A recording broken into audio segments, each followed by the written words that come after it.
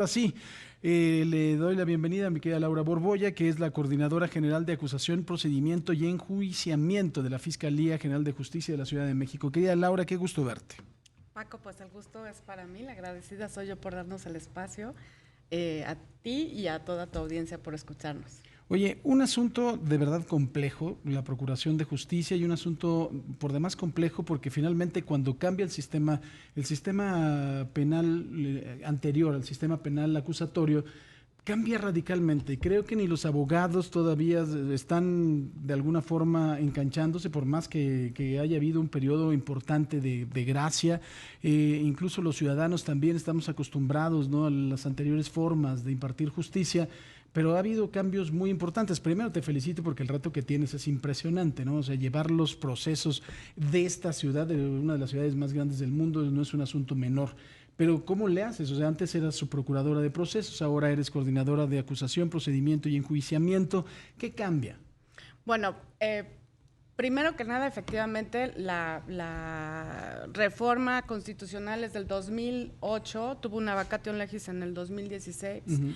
Y la Ciudad de México es la última Fiscalía General de Justicia en migrar, ¿no?, en transitar de Procuraduría a Fiscalía. Y esto no es solamente en términos del nombre, que suele ocurrir muchas veces y hemos visto muchas instituciones a las que les cambian el nombre y sigue la operación igual. En el caso muy concreto de la Ciudad de México, la fiscal Ernestina Godoy Ramos se ha enfocado mucho en poner todas las condiciones de que la víctima esté al centro en términos de la atención, del seguimiento, del cuidado, del acompañamiento, desde que presenta su investigación en una denuncia o una querella ante la agente del Ministerio Público en el que corresponda, que normalmente en la ciudad tenemos varias coordinaciones que se encargan de investigar, sobre todo la más conocida por todos es la de las investigaciones territoriales, que son el Ministerio Público que ven cerca de su colonia, cerca de su casa. Y además hay algunas coordinaciones que tienen temas muy específicos. Tu servidor acaba de concluir el encargo de Coordinadora General de Investigación de Delitos de Género y Atención a Víctimas. Que siempre ha sido uno de tus temas más importantes en donde has tenido un desarrollo impresionante también. Muchas gracias. Y bueno, ahora el encargo es justo concluir con las funciones de un subprocurador de procesos que estaba pues justo anquilosado en términos del nuevo sistema, porque un subprocurador de procesos pues solamente atendía las cuestiones relacionadas con el sistema tradicional en términos tradicionales y estaba en una etapa de transición que no se había podido concretar. Es hasta ahora, el 29 de septiembre, que la fiscal, a través de un acuerdo, crea la coordinación y lo que buscamos es esto, seguir dando el seguimiento y la continuidad a la atención a las víctimas y sobre todo buscando ya ahora, digamos, la restitución del daño de manera integral, la reparación del daño a las víctimas de manera integral. ¿Qué ocurre? Que bueno, pues entonces seguimos trabajando con parte de la estructura que ya tenía la Procuraduría en la entonces Subprocuraduría de Procesos, pero sobre todo el tema importante es buscar la justicia restaurativa, buscar la extinción del dominio de algunos inmuebles. Tenemos en lo que va de la administración 65 inmuebles. El día de ayer nos entregaron una sentencia en donde nos confirmaban la extinción del dominio desde un colegiado, porque aquí el tema es hacer la litigación estratégica desde que se tiene que formular la acusación formal ante el juez respecto de los cargos y los hechos que se le imputan a alguna persona, pasando por, digamos, la apertura de todas las pruebas o el descubrimiento probatorio, que se da ya como un debate entre las partes. Lo que sigue es el desahogo de las pruebas ante el juez en una audiencia de juicio oral, que se genere una audiencia de la individualización de la pena, en donde ahí justamente estamos siendo muy enfáticos en términos de la reparación integral del daño. Después se hace la audiencia de ejecución para ver si las personas tienen o no un beneficio, digamos, post sentencia, que esas son de las grandes bondades y las diferencias que tiene este nuevo sistema, que nos permite durante el proceso y después de la sentencia dar opciones a las personas que fueron condenadas como responsables. Ahorita te platicaré un poco a detalle de las cifras. Y bueno, justo también tenemos el seguimiento de las apelaciones en una segunda instancia. Claro. Entonces, todo esto conforma ahora la coordinación, ¿no? Tenemos una dirección general de supervisión y seguimiento de ordenamientos judiciales, que antes era conocida como una fiscalía solo de mandamientos judiciales. Ahora ahí estamos atendiendo la interrupción de los plazos de prescripción y las prescripciones de los mandamientos judiciales, que son las órdenes de aprehensión y de reaprehensión. Y tenemos 3 fiscalías de acusación, procedimiento y enjuiciamiento, adscritas, digamos, a los juzgados o a los reclusorios, ¿no? Por ubicación y logística, en el reclusorio norte, en el reclusorio oriente, además con una subsede en Santa Marta, Catitla, y en el reclusorio sur. Oye, aquí quiero tocar varios temas que son muy importantes. El primero de ellos, la extinción de dominio. Ha sido algo muy importante y esto creo que se ha hecho con mucha responsabilidad, pero además de todo puede ser parte de la reparación del daño, ¿no? Cuando un inmueble ha sido utilizado por la delincuencia para delinquir precisamente, hay esta opción. Además de todo que se le quita, ¿no?, un brazo al crimen organizado y sin organizar, ¿no? Es correcto.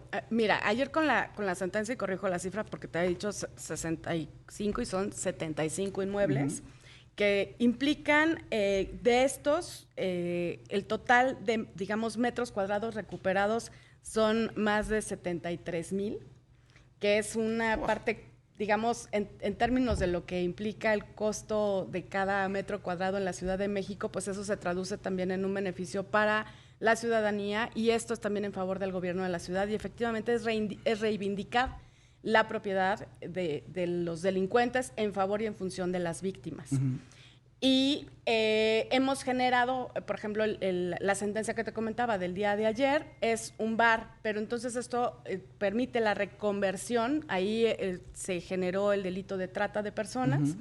Y entonces, cuando ocurre esto, además, las víctimas de los delitos que dan materia a la extinción de dominio, pues tienen la posibilidad de ser reparadas integralmente del daño. Claro. Aquí es una cosa muy importante, la reparación del daño, que a veces tiene también un vaso comunicante con estas opciones que tiene el nuevo sistema penal acusatorio de darle opciones a la persona que ha sido condenada. Creo que ahí también hay una sinergia muy importante. Sí, y fíjate que es muy importante, digamos, entender, como tú bien decías, los abogados, los operadores, pero sobre todo la ciudadanía, pues no ha tenido a lo mejor la forma correcta de enterarse de qué va el nuevo sistema, sino es cuando tiene que ser usuario, lamentablemente, porque haya sido víctima de algún delito del propio sistema. Pero es importante que la ciudadanía sepa que en términos de justicia restaurativa, por ejemplo, tenemos salidas alternas, que no necesariamente es que las personas estén en la cárcel pagando aparentemente una pena sin que se le repare a la víctima, porque al final de cuentas la necesidad de la modificación del sistema era poner en equilibrio y en paridad tanto al delincuente como a la víctima del delito. Y entonces nosotros, por ejemplo, tenemos la posibilidad de hacer acuerdos reparatorios de enero del 2018 a octubre de este año. Solamente el monto de acuerdos reparatorios, digamos, recuperado en función de las víctimas de la ciudad son 517,328,168 pesos. Una cantidad importantísima. Así es. Pero además, por ejemplo, tenemos el procedimiento abreviado, que esto implica que los delincuentes, los probables responsables, dijeron, bueno, me ahorro el juicio, yo sé que lo hice, vamos a reducir la pena y entonces vamos a generar la reparación del daño. Un beneficio para la propia fiscalía, para la ciudad, porque es menos trabajo. Y es menos el costo de operación también para los juzgados, para nosotros, para la defensa, etcétera. Y, por ejemplo, en el caso de los procedimientos abreviados, en este mismo periodo se ha hecho una recuperación de 169,48,810 pesos en favor también de las víctimas. Hay otra cosa que es la suspensión condicional, que esto implica que incluso si se cumplen los requisitos, ser primo delincuente con cierto tipo de delitos, no le genera el antecedente penal, que también es muy importante esto porque es cambiar la cultura del entorno laboral en términos de la reinserción social y no estar estigmatizando a las personas. Y a través de la suspensión condicional hemos recuperado en este mismo periodo 85,857,823 pesos. O sea, en total, ¿cuánto llevas? De casi 1,000 millones, ¿no? Así es. Y el último, que es el perdón del ofendido, que esto implica que muchas veces en términos de justicia restaurativa las personas dicen, yo lo único que quiero es que la persona sepa que hizo mal, no quiero que esté en la cárcel, le quiero otorgar el perdón y que me repare lo que me dañó. Y en términos de perdones otorgados en este periodo y el monto recuperado en términos de reparación integral, que no necesariamente solo es monetizado, pero muchas veces es lo que nos da un referente, son 29,339,011 pesos.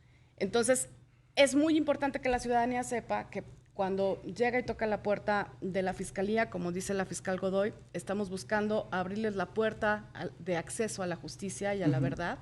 Y la reparación del daño, pues muchas veces es a veces con un simple perdón y tenemos una excelente coordinación y colaboración tanto con los juzgados cívicos que dependen de las alcaldías como con la Secretaría de Seguridad Ciudadana del Distrito Federal, bueno, la Ciudad de México. Entonces, eso ha hecho que también trabajemos de la mano y de manera muy coordinados tanto con la policía como con el Tribunal Superior de Justicia. Cuando una persona es víctima de un delito, ¿ustedes lo acompañan en este tipo de situaciones? ¿Le proponen este tipo de arreglos? Sí, es una obligación que tenemos en términos de lo que establece el Código Nacional de Procedimientos Penales. Por un lado es proporcionarles un asesor jurídico público, que sería como el equivalente al defensor de oficio público respecto de la víctima. Y por otro lado, también tenemos centros de atención a víctimas, son 5 centros de atención a víctimas con los que cuenta la Fiscalía, es la única en su tipo que cuenta con esta atención especializada, sobre todo relacionada con víctimas de trata, de delitos sexuales, víctimas de violencia familiar, de adicciones, e incluso tenemos un centro de atención a agresores, que tiene que ver con violencia familiar desde el otro lado. Darle tratamiento al señor que está alterado. ¿A dónde se puede la gente comunicar? ¿Dónde están los datos de todo esto? Bueno, todos los datos y las redes sociales de la Fiscalía las pueden localizar en la página web, que es www.fjjcdmx.gov.mx y ahí incluso está el directorio publicado de todos nosotros y estamos los 365 días del año, las 24 horas del día atentos a pues lo que necesite la ciudadanía y también se puede hacer la denuncia virtual a través del Ministerio Público Virtual que está dentro de la misma página web de la Fiscalía. Eso es maravilloso, para que no le dé usted miedo, para que no haya ningún tipo de revictimización, para que usted desde su casa pueda hacer esa denuncia. Me parece que es una herramienta bien importante. Laura, nos queda un minuto, pero a mí me gustaría que en ese minuto nos dijeras cómo va el acceso a la justicia de las mujeres en la Ciudad de México. Bueno, me parece que es muy importante, primero, que contemos con una alerta de género para, digamos, alertar a la ciudadanía que hay violencia en la ciudad en contra de las mujeres, niñas, niños, adolescentes y adultas mayores. Pero el resultado de esto han sido una serie de acciones muy importantes en donde se ha disminuido el número de feminicidios y se ha incrementado el número de órdenes de aprehensión cumplimentadas, incluso de feminicidios del pasado. Se cuenta con varias detenciones, por ejemplo, el día de ayer, la detención de otro violador serial, ¿no? Que ya habíamos tenido un caso de éxito que era el del violador del periférico, ahora este es un violador serial que hacía uso y abusó, o sea, se hacía pasar por empleado de la CFE, ¿no? Así es. Y pues bueno, en el tema de violencia familiar se acaba de instaurar el turno con detenido en las instalaciones del búnker que están en Río de la Loza, esquina con la calle Digna Ochoa. Y pues tenemos los centros de atención a víctimas y los 3 centros de justicia para las mujeres. Uno se encuentra en Tlalpan, el otro está en Iztapalapa, el otro está en Azcapotzalco y el siguiente año se estará inaugurando el de Magdalena Contreras. Pues mi querida Laura Borbolla, Coordinadora General de Acusación, Procedimiento y Enjuiciamiento de la Fiscalía General de Justicia de la Ciudad de México, gracias. Y te propongo que hagamos esto con un ejercicio regular para estar platicándole a la ciudadanía. Encantada de la vida las veces que me invites, Paco. Ya está, Laura, muchísimas gracias.